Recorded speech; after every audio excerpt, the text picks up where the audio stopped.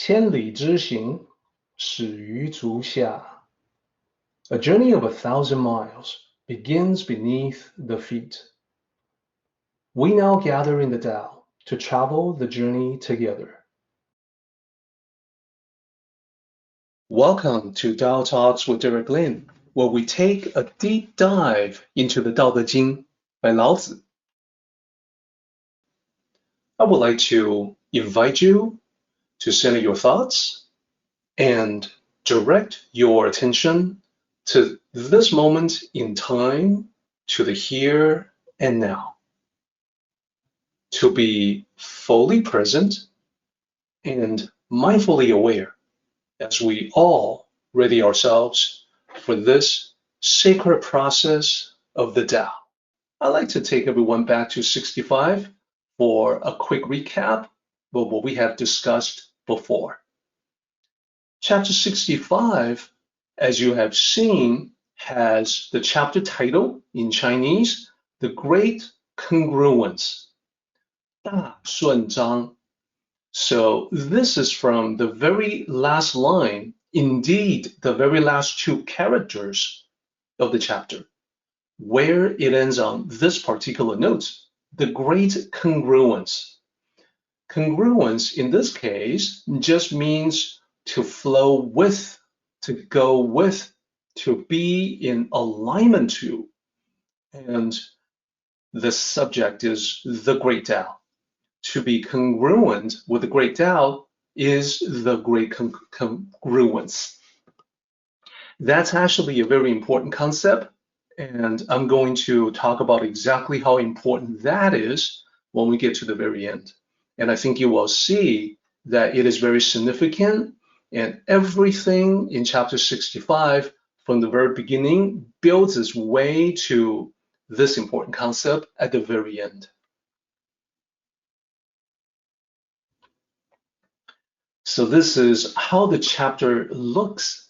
And we did our sectional analysis previously, dividing this chapter into 3 sections.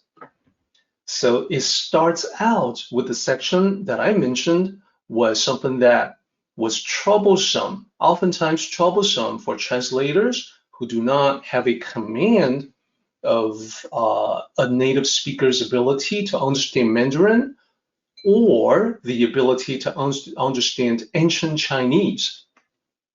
And that is because it starts out utilizing a concept that is quite prevalent in ancient times about the difference between intelligence and wisdom, but that concept is not so apparent today, especially in the West. We oftentimes think about intelligence as purely something good. We forget about the fact that intelligence can be misused for things that are not so good. Then, in the second section, we talked about the 2 different paths, the two different standards, or if you will, the 2 different paradigms. What Lao Tzu talked about was the 2 paradigms for governing. We can map that immediately to the 2 different paradigms for managing our lives. So we're going to recap on that as well. Then in the third section, we get into the mystic virtue. So the mystic virtue is very important right before the very end, the Great Congruence. These are both important. Mystic virtue, if translated by a native speaker of Mandarin, is going to take the form of something like either mystic virtue or mysterious virtue. So mystic, the character for mystic, can be translated as mysterious in addition to mystical. Those are the possible translations that are valid in this context. A non-native speaker will usually rely on dictionary or, more often than not, rely on other people who rely on dictionaries. And they may come up with some pretty strange word choices. For instance, mystic virtue may become hidden excellence, So what exactly is a hidden excellence, and how does it tie in to the rest of this chapter? Well, it doesn't really. It's just a mistaken translation due to the lack of understanding of these ancient concepts. And then this line 14 is what we got to last time. And this is talking about the different attributes of mystic virtue. How do you recognize if you have it or not? How do you recognize it if somebody has it or not? Well, the attributes, profound, far-reaching, opposite to material things, can help. And then when we lay everything out together, you can see why that is very applicable to everyone's life. So previously, I used this particular table to highlight the difference between intelligence and wisdom. In this chapter, Lao Tzu talks about intelligence in terms of cleverness, in terms of shrewdness. Indeed, he would usually talk about stuff like this as being excessively calculating, excessively shrewd, excessively clever, to the point of being tricky. So that is what I meant by the negative use of intelligence.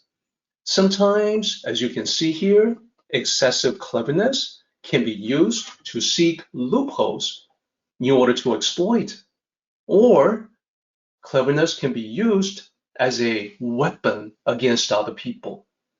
So in the left-hand column, the kingdom, this is the metaphor that Lao Tzu used. So he's basically talking about cleverness as sort of a two-way street or double-edged sword. That is, the ruler can be using too much cleverness to govern, trying to come up with these complex rules, these laws to govern people. If that is the case, then the people will also use cleverness to try to counteract the ruler. The overall effect is that everything becomes worse, not better. So it is as if there's a thief that has stolen from the state because of the chaos in society. So that is what can happen to a kingdom when the ruler is resorting to cleverness. But if the ruler was instead a wise ruler and uses wisdom and not cleverness, uses the Wu Wei principle from the Tao instead of being overly shrewd, then this would be a different approach to guide people toward simplicity, to be more direct and honest, and not try to find different ways to get around the burdensome laws. If the laws were kept simple, if they were easy to follow, then people have less of a reason to try to evade or hide. They will have less reasons to use their own cleverness to do those things. And this is where the governing party, the ruler, the king, the emperor, is adhering to the basics of governing. That is, providing for the people, providing safety, providing resources for the good of all. When this happens, the people are happy and productive. Everyone is at peace. Society as a whole is at peace. The nation becomes productive. It becomes powerful. It becomes influential to other countries, other kingdoms. It is as if there's a blessing that's being given to the state. So that accounts for what is on the left-hand side of this table. And what I talked about before was that we can very easily map this to our own lives with the two different approaches. Yes, we too can be overly shrewd, calculating, too clever, too tricky when we try to run our own lives. we too can be using that cleverness to look around for shortcuts because we don't want to put in the hard work. We can be overthinking different issues. That's where I have the analysis paralysis, prevents you from taking effective actions. We can have too much complexity in our lives. And when that is the case, it is as if there's a thief that has stolen from us, specifically stealing the joy of life from our own lives. So that is exactly as what will happen to the ancient kingdom, that can happen to our modern lives. So then the bottom right-hand corner, if we were to not do that, if we were to live life with wisdom, live life with the Tao, we too would be seeking to simplify. We would want to be honest and direct in our dealings with other people, but more importantly, when we deal with ourselves. Self-honesty for me is one of the most important pillars. And for a Tao cultivator, this is all about adhering to the basics of cultivation, just as the ancient ruler should adhere to the basics of governing. For us, it's about the basics of spiritual cultivation, the fundamentals, the work, the putting one foot in front of the other in walking a spiritual path. That's what I mean by the basics. So when we do all of these, then we discover that it has a very beneficial effect on life. It is as if we have the blessings of the Tao, blessings from heaven. Now, the Tao isn't a deity. Heaven isn't actually sentient like human beings. So neither the Tao nor heaven can actually grant blessings, nor can it mete out punishment. Now, we see blessings and punishment occur in life, but they are the consequences of the karmic mechanism, and those are powered and driven by our own actions. If we do something good, we receive good in return. Something bad, we suffer the consequences. It feels like we're getting blessings from the Tao or from heaven, but in effect, we are providing those blessings to ourselves, sometimes in an indirect way. So that's the basic idea between the two different paradigms, and I further show the two different paths pictorially like this, because it really does make it quite clear. We have a couple of lines in this chapter. The top line there is about using cleverness to govern the states, which we map to using cleverness to manage life. In the bottom, at the bottom, you see the opposite, which is not using cleverness to govern the states. And for us, that just means not using cleverness to manage our lives, but instead sticking to the basics. So the top process there is about what happens when there's cleverness. And this is just a reiteration of what you saw in tabular form. The ruler uses cleverness to rule the kingdom, so the people react to that, right? They use cleverness to react to the cleverness of governing and also to contend with one another. So the situations becomes ever more difficult for the ruler because people become way too clever.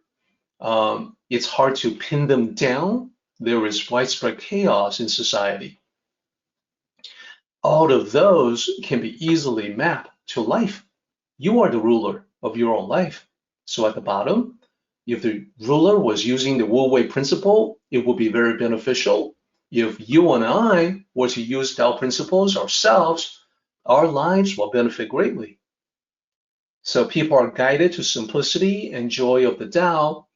We have this obligation to guide ourselves to the simplicity and joy of the Tao. For the ancient kingdom, all levels in society fall in line.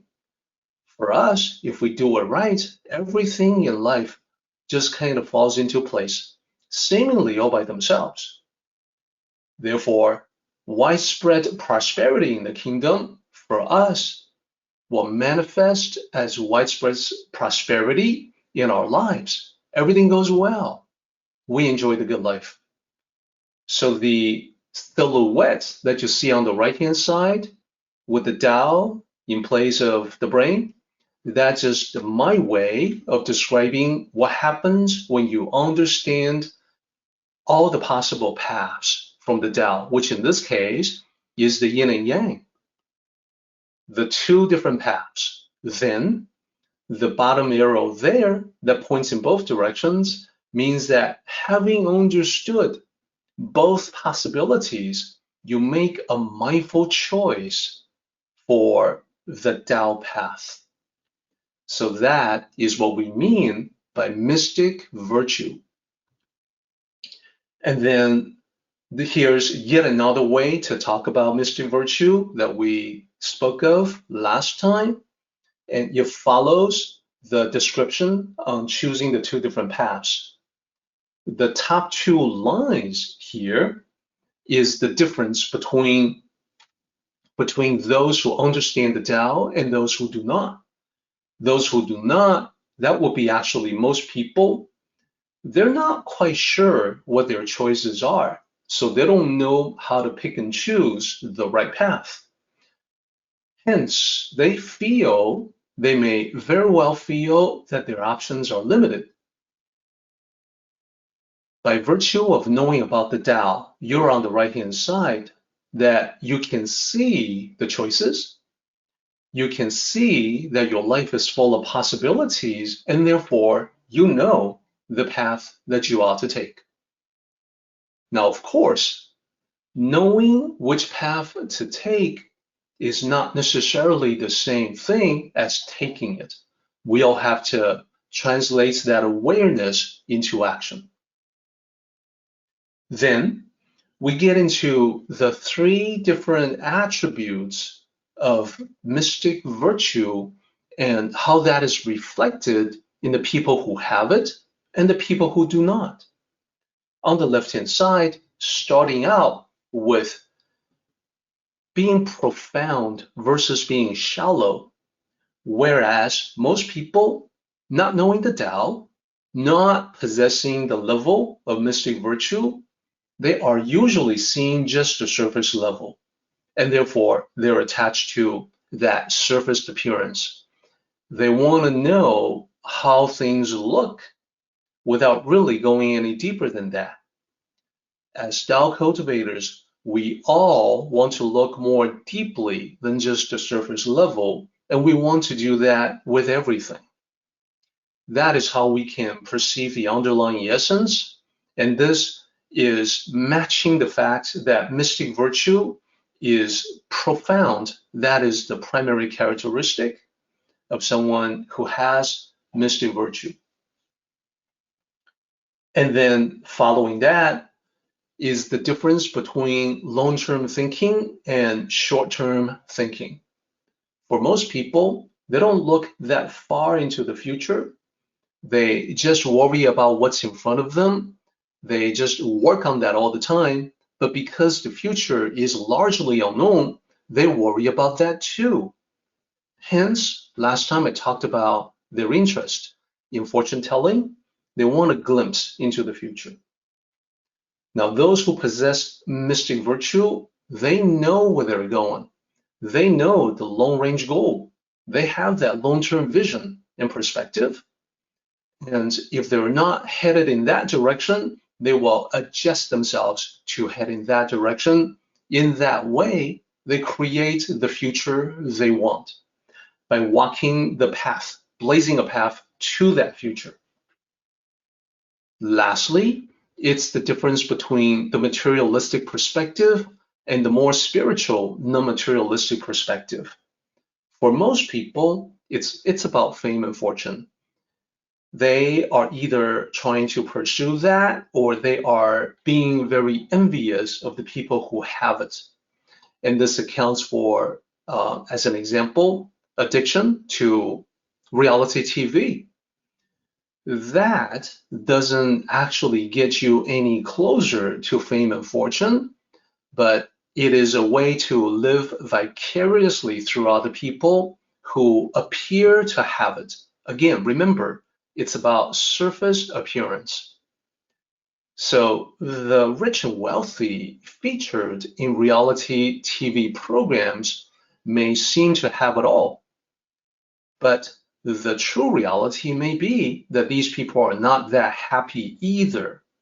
And we definitely see that occasionally when there's background information being exposed about the trouble that reality TV stars get into. That's a glimpse into the actual fact that things are not going so well. Anyhow, most people are pretty much concerned with that and also about their own profit and loss. On the other hand, for all of us, cultivating the Tao and hopefully attaining mystic virtue, the interest should be more on the spiritual side of things rather than the materialistic. Our thoughts should be more about service and giving rather than profit and loss. And now we have talked about the different attributes of mystic virtue. This enables us to push even further. And this is actually it as far as recap from last time.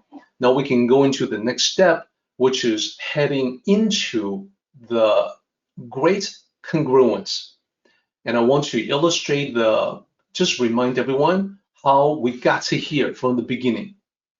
In the very beginning of this chapter speaks of the rulers of ancient times. These were the Tao sages of ancient times, the sage rulers, the philosopher kings of ancient times.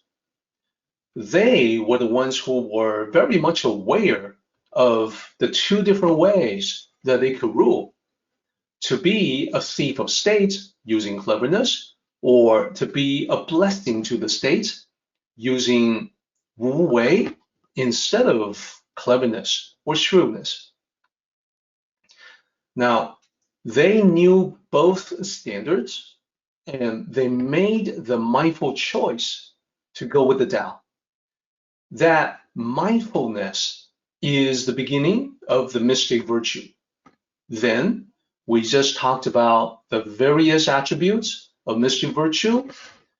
And let's think about how these attributes apply to life.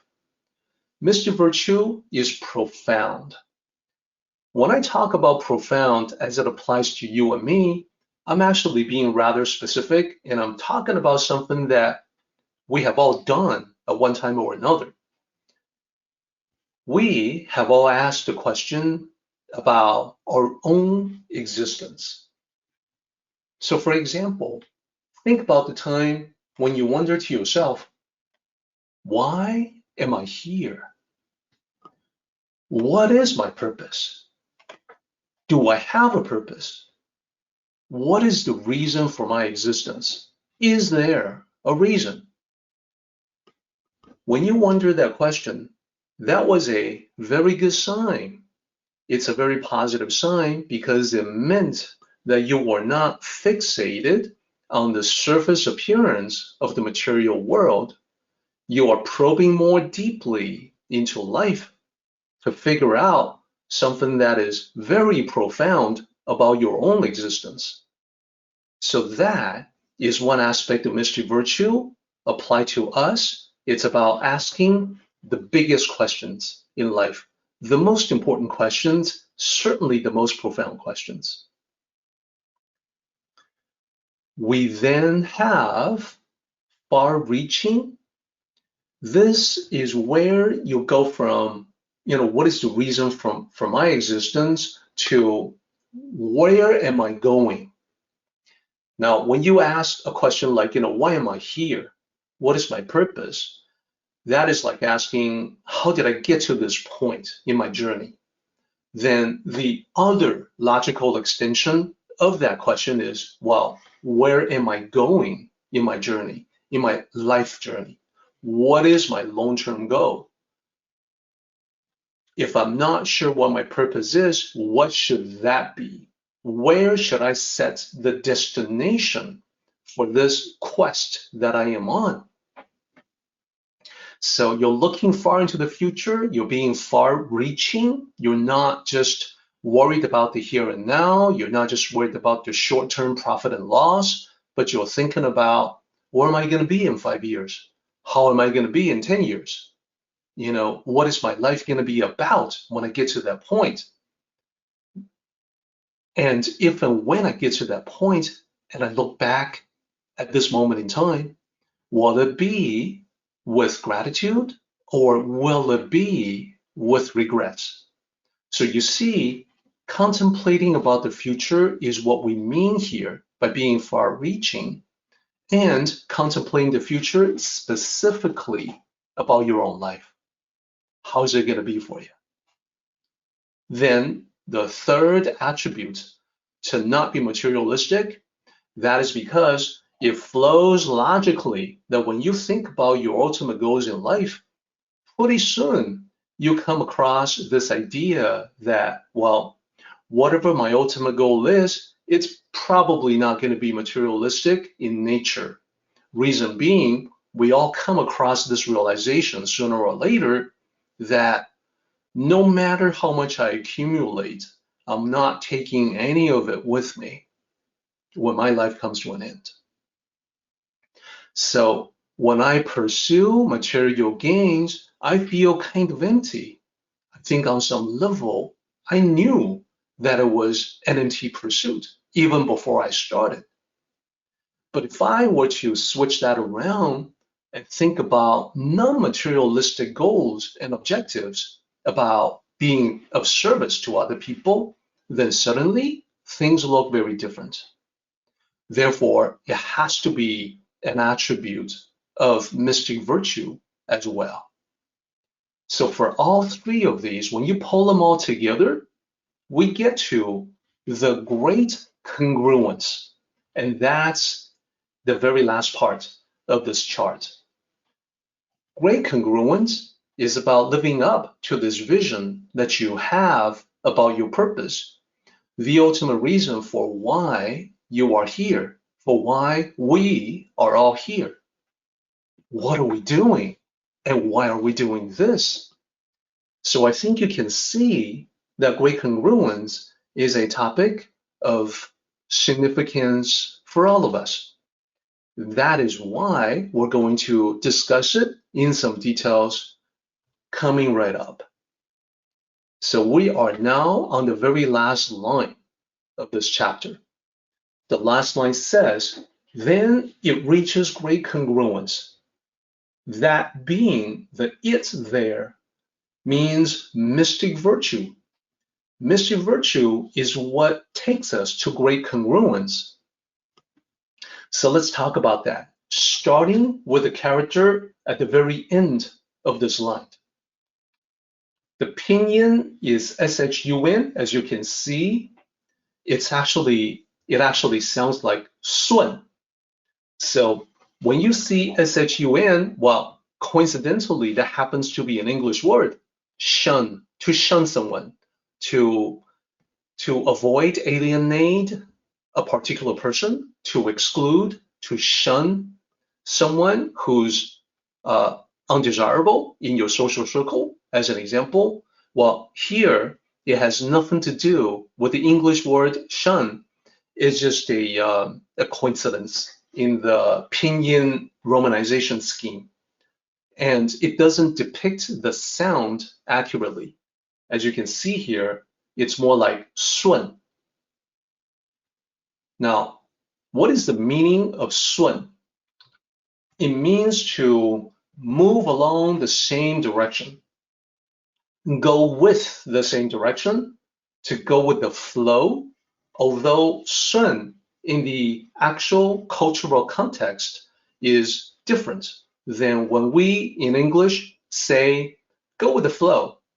There's actually more meaning and more significance to sun in the original linguistic and cultural context. Specifically, sun is usually something that is used to talk about a life that is auspicious, a life that is moving along the right direction. So what I mean by that is, for instance, moving along with the flow of wealth. That is, you can think about affluence, the flow of prosperity, the flow of abundance. That the materialistic wealth is something that flows like energy or like water, and you can go with that particular flow.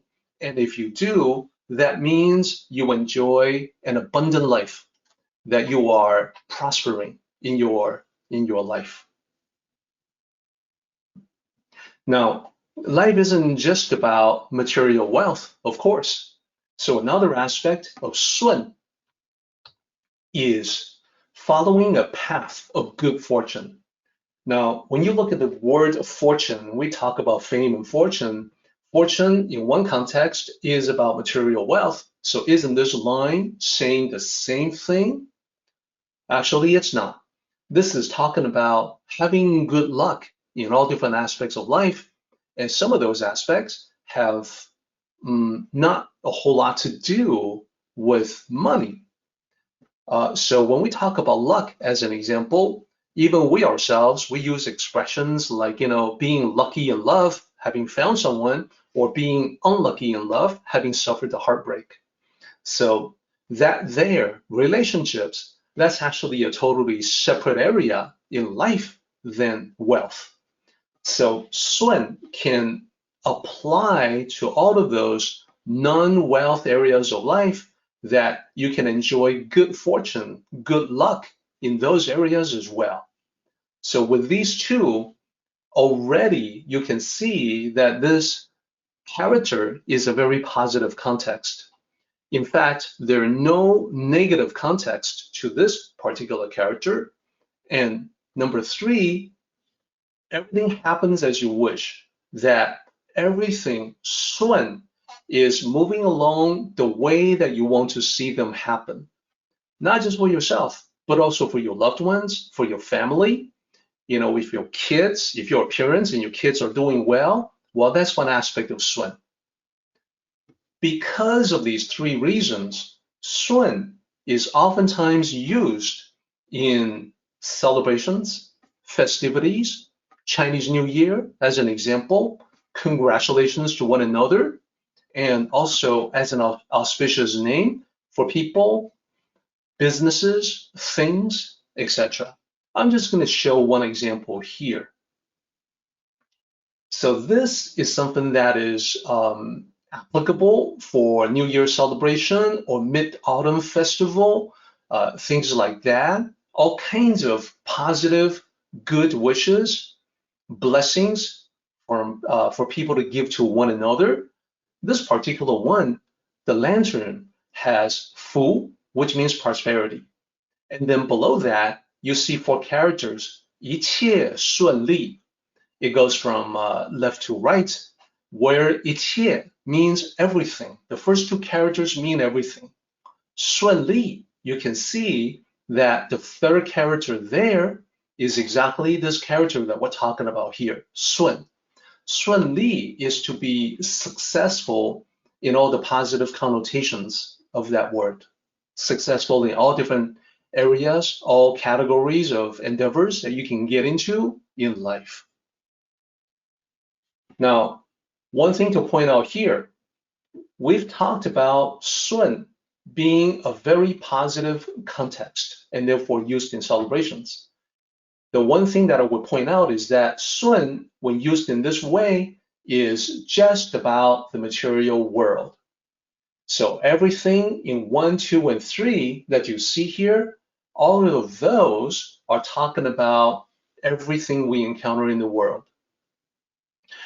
This is actually not talking about the things that we do in a spiritual context. The flow of wealth can support spiritual pursuits, but itself is not the spiritual pursuit. They're different things. So good luck that you have in various aspects of life, that too can support your spiritual quest. But having good luck in different aspects of life, that's a different thing than the spirituality itself. Same thing with number 3. When things happen as you wish, that's actually in the context of things happening to yourself, your loved ones, etc., in that worldly context, materialistic context, rather than spiritual.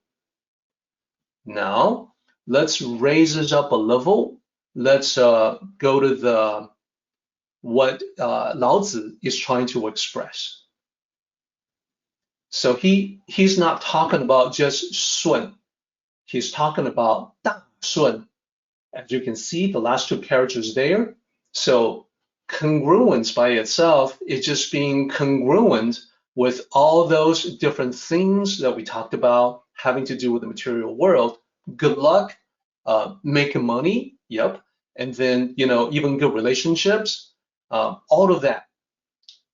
Here, though, we're talking about great congruence, which is distinct and different from just congruence by itself. We are no longer just talking about the material world, okay?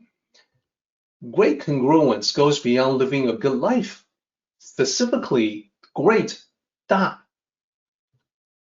It refers to virtue and the Tao.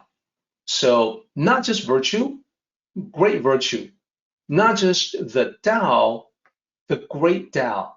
What's the difference? Let's talk about that. So first of all, let me bring up the terms. 大德 and 大道. These are the 2 terms. The 2 characters on top, 大德, that's great virtue. So I want to note here that great virtue, you would assume, you would guess that perhaps this appears in the Tao Te Ching. In fact, 大德 as an expression does not appear in the Tao Te Ching. It's a different expression, high virtue. 大德, great virtue, is used frequently by Tao cultivators. In Chinese, when they, for instance, they can potentially address someone using 大德 as an honorary. And this is just to say that you are expressing admiration for that person for being greatly virtuous. So it is significant, however, in this context, because 大德in this case is synonymous with high virtue. So great virtue is like high virtue, and we'll talk about that in just a minute. 大道, the great Tao, is about the overall encompassing Tao that includes everything about your life.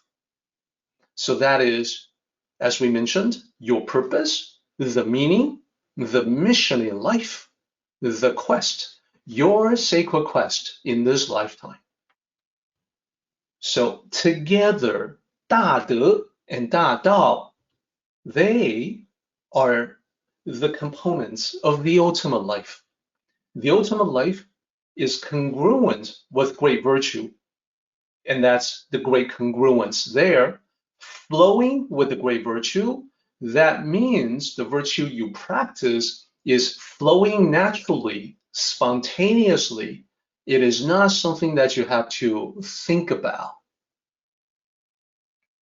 Then, the ultimate life is also congruent with the great Tao. And that's ultimate life lived in accordance with the Tao in the context that you are being true to your purpose. You are fully aware of the meaning of your life, or you actively create the meaning that you wish to have in your life. And you are actively working on your quest or your mission in this lifetime. So that's what that means. And mystic virtue is the way to get there. The significance in all of this is that when you live such a life in congruence with the great Tao, the great virtue, there's not going to be strife, there's no struggle, there's no stress. Everything is smooth, easy, graceful, and joyous.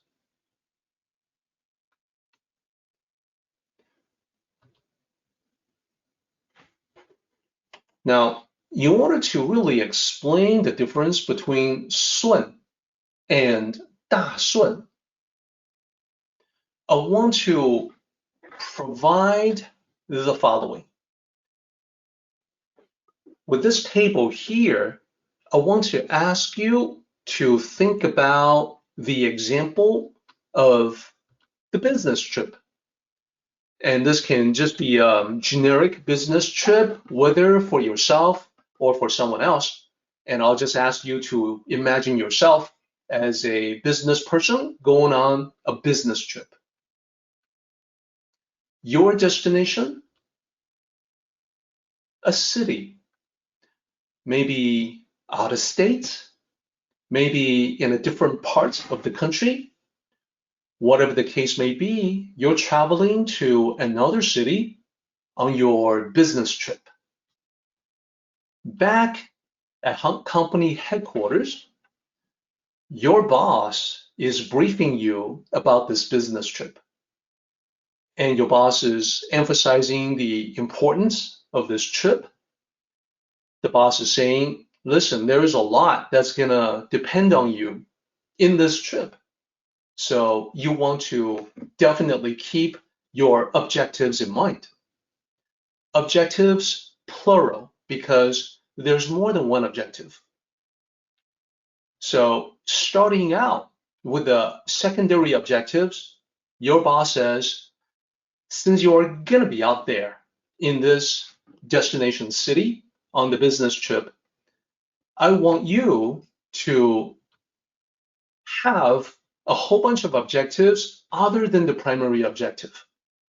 There's going to be a primary objective too, but completing the secondary objectives will help you with the primary objective. So what are the secondary objectives? Well, first of all, the boss says, I want you to visit with the local customers, see how they feel. And I want you to ask about our services and products, get their feedback. That is going to give you intelligence that can help you with your primary objective.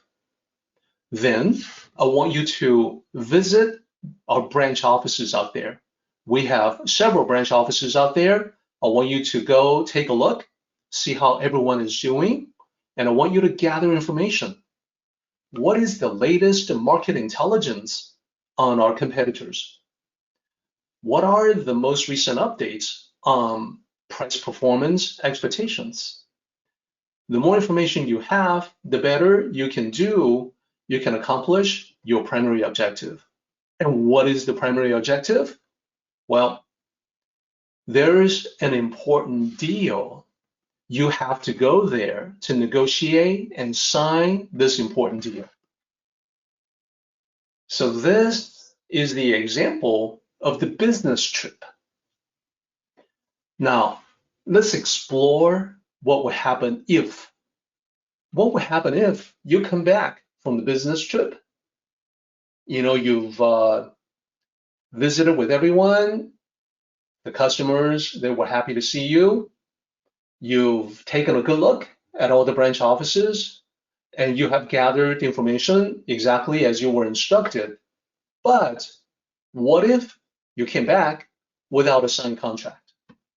Like you did everything else, but you didn't do the primary thing. And you might say, but boss, the customers are reporting great satisfaction with our products and services. They love us. They rave about us to everybody. They recommend our products and services to everybody they know. That's great news, right? And you say, but boss, the branch offices are operating really well. They're very efficient. They're very profitable. morale is high. So there's nothing for us to improve. And finally, you say, listen, boss, I gathered some really great market intelligence and information. Look at all this. Look, this is top quality information. Look at all these details. We can really use this stuff. Now, the boss is still not a happy camper. Why is that? Because the primary objective, the reason why you were sent out there, you did not accomplish. From that perspective, you have wasted a trip. So what does all this have to do with the Tao? Well, of course, I'm not really talking about a business trip. I'm using the business trip as a metaphor to make the points we need to make about life itself. Here's what I mean by that. Let's have all of those go away, and then instead of business trip, imagine a different kind of trip. That is your life. So this particular trip isn't to a different city that is out of state or perhaps in a different region of the country. The destination for living out your life is the world, our world. Not a different city, but just where we all are right now. So you weren't sent to this place by corporate headquarters. You were sent here from the Tao, the corporate headquarters of the Tao, so to speak. Your boss at the Tao is no one other than yourself. And you had already determined for yourself your purpose for visiting the world. And with the help, perhaps, of spiritual mentors, you had drafted up a plan. The plan has multiple objectives for you to accomplish, just like the business trip. You've got the secondary objectives, you've got the primary objective. The secondary objectives are all about the material world. They are sun, the congruence, the going with the flow on the material aspects of life. So these include the things that we do in this world, that we want to foster harmonious relationships. We want to improve our productivity so that we are able to work smoothly, produce great results. We want to have mastery of finance. Here, I don't mean becoming a master of finance like an investor who becomes very healthy. When I say mastery of finance, I don't mean becoming wealthy. I just mean that you get to a point you can live without constant worries about the means of livelihood or worries about not paying your bills.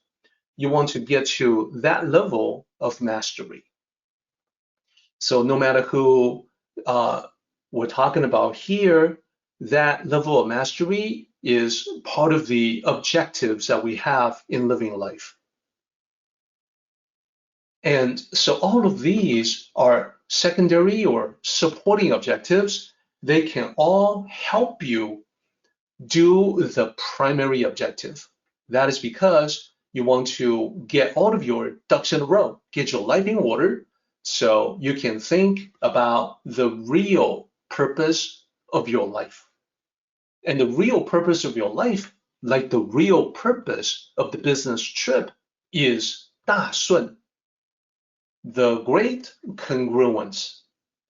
So rather than to sign and bring back a business contract, an agreement that is a very important deal for corporate headquarters, the primary objective for you is about living a virtuous and meaningful life, one that is fulfilling, one that fulfills your purpose.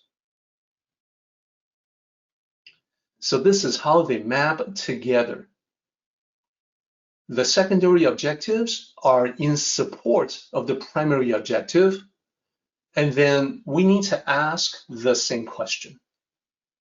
What would happen if you live out your entire life without accomplishing your primary purpose for being here? Maybe you've done all the secondary objectives really well. Maybe you have become wealthy. Maybe you have a loving family, wonderful relationships. But here's the bottom line. If your purpose is unfulfilled, then that is like coming back from a business trip without the signed contract. The trip is wasted. Therefore, great congruence in the Tao context is all about what you see here. It's about living life with great virtue, virtue that flows naturally, don't have to think about it. It's about living life in accordance with the great Tao. And that's the ultimate meaning and purpose. That's what you're here to do. So you see, at the very end of this chapter, what Lao Tzu is talking about in that ancient language is nothing other than the true purpose and significance of our lives. And surely, I think you would agree with me, what other topic can be more important than that? 大顺, the Great Congruence. Now we can see what it really means. With this slide, we have completed our discussion of this chapter.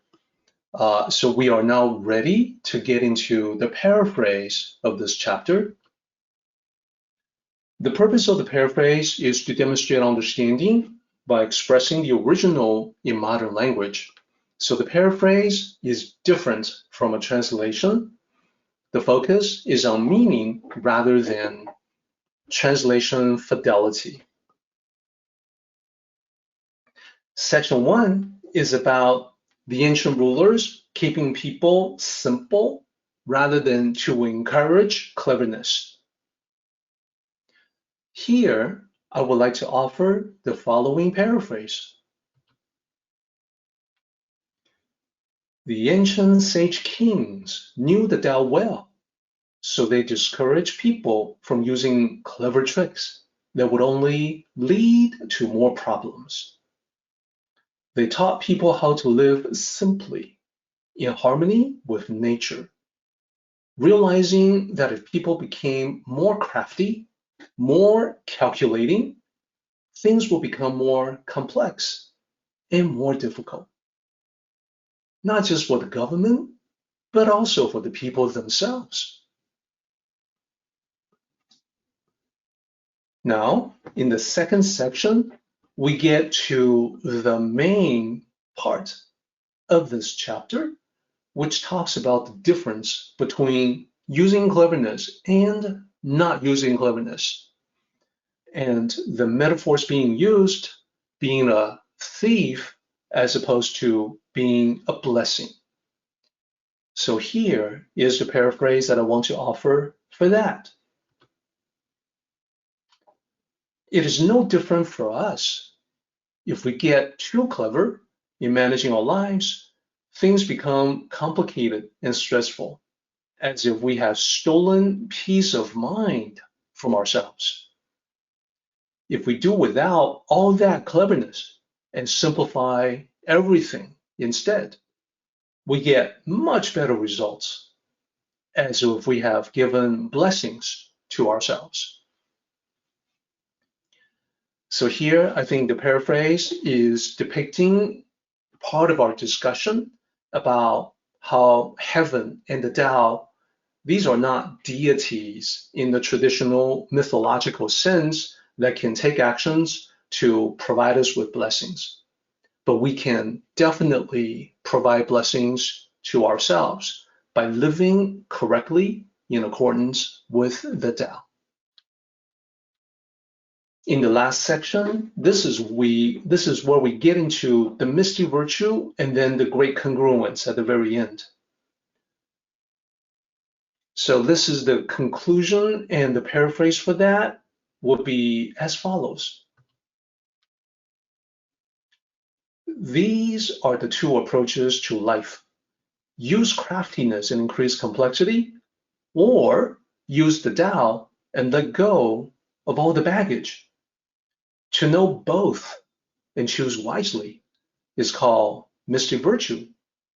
It is an advanced level of the Tao that goes deeper and further than most people realize, for it is opposed to their materialistic perspectives. As life unfolds, it will be revealed as the best way to flow smoothly with the Tao. So everyone, as you have heard in our previous discussions around these two concepts, the mystic portal and the great congruence, at the very end, it's all about living your life in a very intentional and mindful way with the total awareness of, why am I here? What am I doing here? What is my purpose? What is my mission? What is my goal in life? What will bring meaning to me and my loved ones? So those are all part of the ultimate questions of life. So beyond the paraphrase, the very last thing that we have to do before we jump into Tao Te Ching 66 is the full circle discussion. So as I like to do, I want to link the very end to the very beginning. Right here, as you can see, at the very end, we're talking about the great congruence. And at the very beginning, it's talking about the ancient rulers of the Tao. How do we link them up? Let's take a look. Chapter 65, full circle. In the last line of Tao Te Ching 65, Lao Tzu talks about mystic virtue reaching great congruence with the Tao. Now you know that this is all about utilizing mystic virtue, being far-reaching, being profound, being non-materialistic in its primary objective, that this is about the great congruence of living your life that is flowing with the great Tao, flowing with the great virtues. That's a mouthful, but very meaningful, very rich with multiple layers of meaning that we uncover one by one. So now we link this back to the beginning and see the reference to the ancient rulers who utilized the Tao. And then we link it back to have the full circle. This gives us a crucial insight. So what we have to do, how do we get to great congruence at the very end? We know that we have to choose the Tao path mindfully. We need to be aware of the choices, and then we have to make that meaningful choice. That's what it means to have mystic virtue. That's what it means to understand that there is a great purpose in life that you have to fulfill. And that's great congruence. Having great congruence, flowing with the great Tao and great virtue, that is what leads to you becoming one with the Tao, like the ancient sage rulers. So at the very end, we can pick and choose mystic virtue as representing an essential part of this whole process. Mystic virtue is what causes you to realize that there's a long-range, profound, non-superficial goal that you're going to have to live up to, and it's a goal that is not going to be anything to do with the materialistic aspects of life, but everything to do with the spiritual dimensions. Mystic virtue, there it is. This concludes all of our discussions on chapter 65. we ended our discussion of 65, and 65 contains two summary slides. The first one is about the metaphor of thief and blessing. That is, number one, there's a negative type of intelligence that leads to failure, whether for the ancient kingdoms or for modern life that we live. And when I say the negative kind of intelligence, I mean the calculating kind of shrewdness. That is what results in complexity and clutter.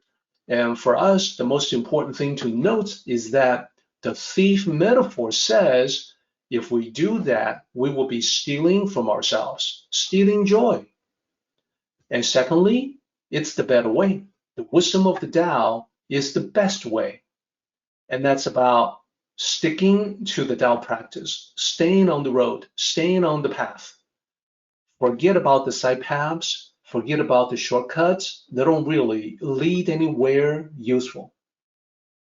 The Tao itself is easy to walk, it's easy to make progress. We just have to stay on it. And this is what brings blessings into our lives. So that's the summary for the first part of it. Then summary for the last part of it that we went through. It's all about starting with the understanding the yin and yang of life choices. So remember the two paths, the two standards, the two paradigms. It is important to know both. And then it is important to be mindful in choosing the Tao path, to be aware. Awareness of what you are choosing for yourself, and also what you are not choosing, what you are rejecting, the path that is not the Tao. Then we want to live in accordance with mystic virtue. And remember, that means a bunch of things. It means profound, to look deeper in life. It means to be far-reaching, to look further in life. It also means to be non-materialistic, to be liberated from that perspective, to think in terms of the spiritual. And this ultimately is what helps us attain great congruence with the Tao. And another way to say it is congruence with the great Tao. So that is the summary for 65, summarizes everything that we have talked about. And remember, it's all about your life's purpose. Our meeting has come to an end, but the journey continues on. Let us all travel safely so we can meet again. Until next time, may the Tao fill you with peace and happiness.